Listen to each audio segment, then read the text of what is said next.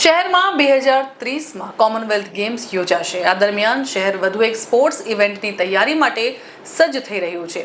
મળતી વિગત પ્રમાણે ઓલિમ્પિક કાઉન્સિલ ઓફ એશિયાએ 2038ની એશિયન ગેમ્સની યજમાની માટે ભારતના બીડ એટલે કે પ્રસ્તાવને સત્તાવાર રીતે સ્વીકારી લીધો છે।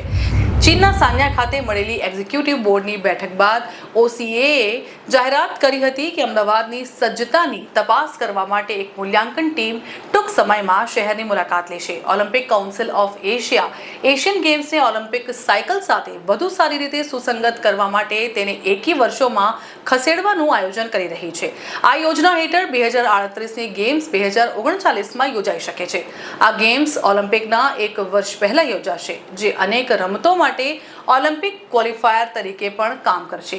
આગામી તબક્કાના ભાગરૂપે ઓસીએ આંતરરાષ્ટ્રીય અને એશિયન નિષ્ણાતોની એક ઇન્સ્પેક્શન અને ઇવેલ્યુએશન કમિટીની રચના કરશે।